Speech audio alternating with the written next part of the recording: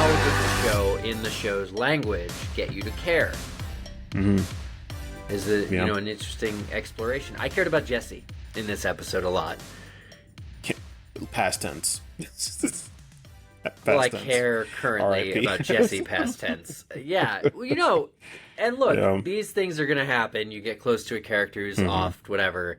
But no, they managed to do some really interesting things. I think, as a prelude to our overall season discussion, I think there are things that did work this season, and I think there are some things that were really interesting this season that I like that they brought into this world. So, and I'll rewatch this finale too, and I'm sure I'll pick up on even more things. But yeah, here's the problem I think too is from our standpoint as viewers, we know, like Ellie may or may not realize she's trapped in a cycle of viciousness. We know she's trapped in a cycle of viciousness. And just like in the game, that's really hard to watch. It's even harder to play through, but it's really hard to watch. And so how do you combat or balance watching your character, especially a character you love, maybe a character that you watch the show for, continue to make bad choices, or have it like continually feel like even those choices are being taken from her and have a bad result? It's painful to watch. There's a moral, there's a morality kind of in there that is like a good tale to learn, but it does ultimately need a lot of craftsmanship to like be like, this is what you should be thinking as the audience right now.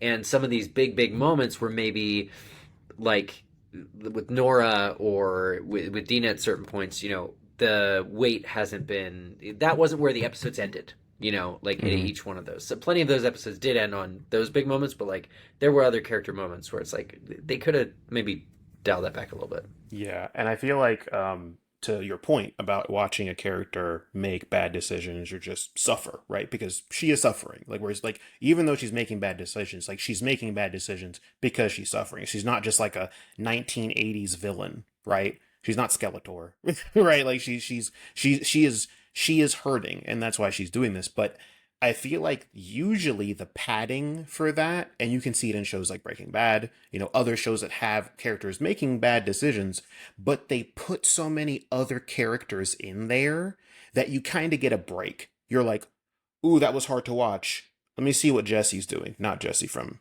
Last of Us, Jesse from Breaking Bad. But like you kind of get, now I want to cross over both Jessies from both universes. Right. And Joe Smith up, or Joe Miller. Joe Miller. Yeah, I was going to say, Miller, Jesse doesn't say, Jesse in The Last of Us doesn't say bitch nearly enough. Right. But yeah, like, and I feel like even like this episode, I even though I have a lot to say, I did like this episode because we did get to see, Dina have a little bit more of a role in being like, I'm not cool with this, right? Like having a very, line in the sand, like, time to go home, Tommy showing back up, getting to see, the various people again. Like we got to see Isaac, we got to see, Park, is that her name? I Lieutenant so. Park, we got to see her, like seeing all these characters and kind of giving us a break from Ellie's crash out is kind of how you get around that, because you're right, getting a close up on a character you care about just crash and burn for an hour is hard. That's really hard. So like for me, the episodes where it was just Ellie and Dina was there too, but when it was just Ellie and you're seeing her really hurting, that was hard. It was hard to watch, and like if the whole season was like that, that'd be really tough. But I like that at least in this episode, you got to see various characters and not just like people from Jackson, just people from the WLF, right? Like those random Seraphites in the woods on the beach randomly, thing, it does Abby so much credit to have Isaac be like, where is she? I wanted her, as my successor. Like, no, that's actually wild to get that kind of a scene in here because we don't know who Abby is, but, that it heartened me to see it because it's like it really gives Abby even more to do next season, I think, to really kind of earn that kind of compliment. I'm just sad it can't be this season too. Yes, I agree. Because a lot of people are probably like, why? Why does he want her to be the... What is their relationship like? How did it get formed? Because we've seen Isaac a bunch. We've not seen him with Abby. So it's like we know some of the others, but it's like We don't know everything, but we do know we have more context. But like, if I was just a random viewer, I'd be like, why is she a big deal? Like, did everybody want to kill Joel? Like, did everybody in the WLF want to kill Joel? Like, what, like yeah, they played what he did on the Jumbotron, and everyone's real pissed about it. Right, everybody's real mad about it. Yeah, like everybody's dad worked at that hospital. Well, I mean, you could just expand it to say, like, everyone's real pissed that there's not a cure. Yeah. Because speaking of cures, didn't Druckmann just confirm that they would have made a cure? Confirm, yeah. Yeah. I mean, listen, it didn't happen in the game. I don't buy it. But It was on a different podcast. It was on a like a PlayStation podcast. I missed this. Yeah, I saw the news story. And basically he's like, is the writing not airtight? Sure. But there are, giant mushroom monsters that are attacking people. So, yeah. But he's like, it was my intention to be like, yes, there could have been a cure made. Right? Like, it wasn't just like it would have failed. Right? But like, again, we can't know that. And if we can know that's the author's intention, right? And that's cool. And honestly, I feel like it does add more weight to all of this, because it's like, it's not just some dude who's like, I could give this a crack at it. Like, if he was saying that in an alternate timeline, the cure was made, and that was a real thing that could have happened, then yeah, it frames a lot of this a lot differently, because the question I have with that though, as an implication, is like, okay, say they did make a cure, say it worked. How do you disseminate it between warring factions? You would think the word cure would cause everybody to lay down their arms. Life's not like that, right? No, it would not. In fact, if you have a messenger who's running with the cure or whatever, somebody's going to shoot him from a mile away because like he's running toward my community. It's like not going to work. Well, it would probably just be for the Fireflies. They would probably just, if you want the cure, you have to join the Fireflies. Like, historically, that makes a lot of sense. Not cure, but just like resources like that are very valuable. It would be like, you have to join us, because I don't see them being like, hey, you raiders that attacked us last week, you want a cure? You want to? Well, cause no, yeah, you the get a cure, and you had get a good cure. name going for them. They were the ones that were like the resistance of Fedra, more and kind like, of organized. and honestly, that's a really big sell. Like, being like, hey, if you join us, you can join our numbers, join our ranks. You have to do missions for us and stuff, but we got a cure cooking. You could be cured. You could just live a normal life after all of this. Like, that's a lot of people would probably take that. Of course, it wouldn't be super peaceful. Somebody would attack somebody. There'd be another Joel, right? There'd probably be some other Joel that does something similar to do whatever they need to do. But like, it does add weight, right? Because it's like, the world could have been different. It may not have been better, but it would have been different from what is the current status quo of the world. It's like, so what if The Last of Us as a show has introduced us to the two worst characters in this world? You get Joel, who does this unforgivable thing, right? And then Ellie, who continually chooses violence over, doesn't mean to, but, ultimately goes down that path. And it's like, what do we gravitate to? What stories do we want out of this universe? And will season 3 deliver on them? And there is really good stuff coming still. Yeah. I believe it. Mm-hmm. Yeah. Well, yeah, so and it's I know we haven't been super easy on this episode, and I mean, all of that is to say that we all just really care about this story, and we know there's good stuff to come. Well, you guys do. I don't. I mean, we criticize Fair. because we care. I'm we criticize because we care. care. Yeah, no, Micah, definitely be here next season. Y'all watching at home, Abby is an incredible character, and her story is worth it. So whenever we get season 3, no idea when that's going to be. It'll be worth it. Maybe Neil can reveal that on one of his PlayStation podcasts this week. Right. Great. But did anyone else have any final thoughts we want to share as part of our reaction tonight? I'll just say I really enjoyed the shift in this season, though, because so much of season 1 was about this existential threat that existed in the infected, and yet so much of season 2 was about the human dynamic and the fighting that, I remember I also mentioned this to Eric as I was watching throughout the season. I said, at least the humans have the ability to consciously make decisions, right? They can choose not to fight each other, whereas the infected, seemingly, as far as we know right now, at least as far as I know, don't have that ability to make that decision, right? They're just wired to go after somebody else. So I liked how there was that shift in perspective and dynamic in this particular season. So yeah, the real monsters are the people. That's what I'm going at. Are the humans? Yeah. Yes. Always Yeah. are, always will be.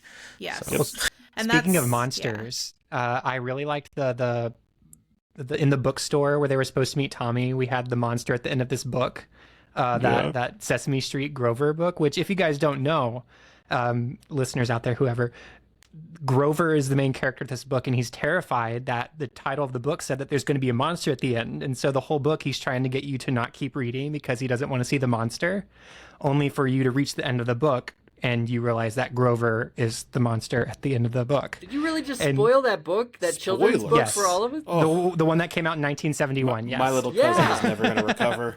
Oh, man. But, like, obviously that's very sweet, but to parallel it with Ellie's journey here, like, she's after Abby as, like, the monster in her mind, only for at the end of this episode for her to have just killed this pregnant person when she has a pregnant person at home waiting for her, and for her to realize that she's the monster. It's just A+, really great. Yeah. Okay. I love that they did that because, like, the argument that she had with Jesse where she's like, oh yeah, well, we just watched somebody die or whatever, and it's like, okay, let's play this out. We get out there, people, we all die, no one goes home, what then? And to have that immediately be like, and you just killed a pregnant lady, and you're like, and like, poor Ellie's like, oh my god, like her world is rocked, which I do enjoy seeing her, especially in that theater, again, on the stage. You see her be like, oh my god, like she's just sitting there like, oh my god, and I'm like, I like this. I do like her grappling with this, you know? Yeah, I mean, I tend to agree, and we can take that all back to a point that Chelsea brought up earlier, which is just this version of Ellie, I think, is being portrayed more as an Ellie that is, I think, actively trying in the way that she knows how to not be violent, but unfortunately, violence is one of the only things she knows. So she keeps coming back to it, and it's almost like, not that she's choosing it, but that it's inescapable. So it'll be interesting. I do think that makes Show Ellie more sympathetic. Yes, I think they have to, right? Yes. Yeah. Especially if they're giving us a whole season of her before we get the exposition on Abby. They need to make her more human, you know, because the cold monster Ellie, right, only works if you are comparing her to an Abby that they are consistently putting in a more nuanced light, right? Because if it's just a whole season of Ellie being a just completely cold, then yeah, you're gonna be like, what? Why would I care about this guy? Like, what's going on, right? Like, why would I care? But like, yeah, like I do like that they had points in there, like, of her being mournful, you know, and you know, her having to grapple with things. I just wish we would have got more Abby with a lot of that. That's it. It's interesting in seeing how much Ellie is in next season. Yeah, it will be. But I think too, there's a way to continue Ellie's story while still giving us all the Abby stuff we missed. Yes, I agree. Assuming she's still alive.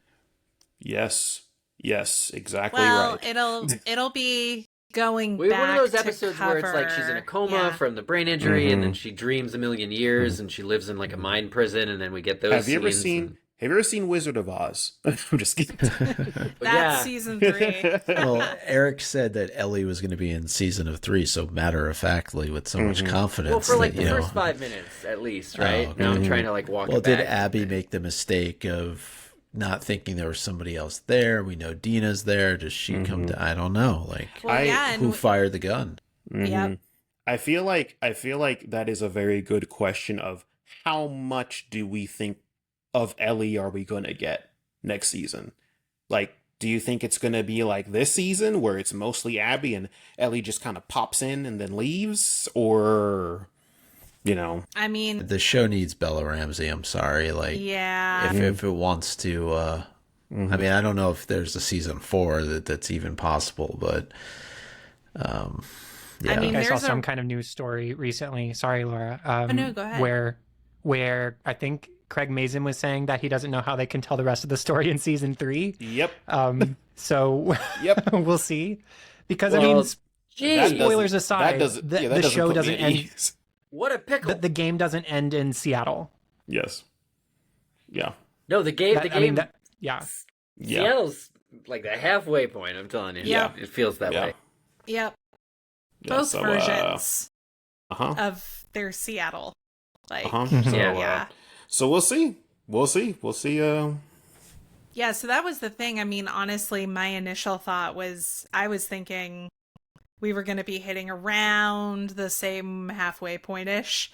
And we're not there. But I'm still going to be here for the next season. Too. And I am excited for it. Greatly crafted. Yeah, I mean, so for me, I think my kind of closing perspective on this season and our discussion we've had tonight is that eventually we will have the rest of the story, whether that's in season 3 by itself or whether it's in seasons 3 or 4 or whatever. We will have the whole story. And while we have maybe some growing pains here in season 2 because we don't have the rest yet, when we have everything, I think we might look at season 2 differently. Maybe there will be some sort of cool watching order where you can watch everything chronologically or whatever. That would be cool. Like back and forth between seasons. That would be cool. And so right now, we don't know how they're going to wrap everything up, what they're going to do next. We don't know. But I still have that hope and that faith in the creative team that, like, I really liked season 2. Sure, there were maybe some questions about, like, what they were going to include or what they're not going to include and how we're going to move forward with that. But again, we will have everything eventually. And I think that they're doing the things they're doing for a reason. And I have hope that it'll be a better product by the end. It's just if we can have the patience to get there. Yeah. Well, I'll be kind of trying to stick to the news, figure out when that season is starting filming. I'll show up on the streets and be like, do a good job, guys. I think there's still, I'm looking forward to listening to the podcast on this episode. I think there's just a real desire. Like Laura said, this comes from a place of love, loving the story, loving the story we got and the one that we're getting and the one that we will get. So agree. I do want to give a shout out to M, who has been here with us for this entire stream. Thank you so much, M. I know. M shared this season was like the 100, and the 100 did it better, even if the last season was a letdown. I'll be honest, I haven't seen the 100. I'm not sure if anyone here has, but looking at it, it's a sci-fi drama that follows survivors from a space station who return to Earth after a nuclear apocalypse. So, like post-apocalyptic vibes. So yeah, that's something else we can maybe check out if we're looking for another like sci-fi apocalyptic story to keep us entertained between now and whenever we get season 3. So thank you so much to M for your comment, but also just want to give a shout out to Kirsten from Australia who joined us tonight.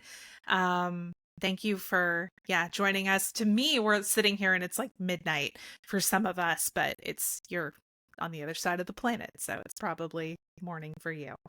But yeah, really appreciate everyone tuning in tonight. Yeah. Well, I think that about wraps us up for initial thoughts and reactions to The Last of Us Season 2's finale. But as Eric plugged, later on this week, we will be doing a full Season 2 recap where we're really going to dive in and do the nitty-gritty analysis of the full season, what we think went well, what we think could have been better, and ultimately where we think this story is going in season 3. So definitely be sure to check that out this coming Friday. But until then, you should definitely be sure to check out our various socials. We are What the Hype Podcast on YouTube, Twitch, TikTok, and Instagram. We are What the Hype Show on Twitter. And we are covering so many different fandoms. In the last few weeks, we've covered The Last of Us, White Lotus. We've done a feedback episode. We covered season 5 of You. We're just doing everything. Gilmore Girls. Gil, thank you for throwing that out. Gilmore Girls. Pam and I also did a reaction to the Bridgerton season 4 first look. So we're just all over the place. You can get audio only versions of our show wherever you listen to podcasts. We are What the Hype. You can also find links to our various socials and everywhere that you can download our show over at whatthehypepodcast.com.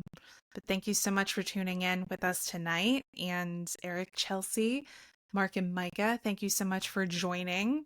I have so enjoyed hanging out with y'all this season. This has been really great. Yeah, and I'm so excited for us to do this again next season and for other shows that I know we're all going to be following between now and then. So this isn't the last of our reaction episodes. I think it's the last you'll be hearing of us. I see what you did there. Yeah.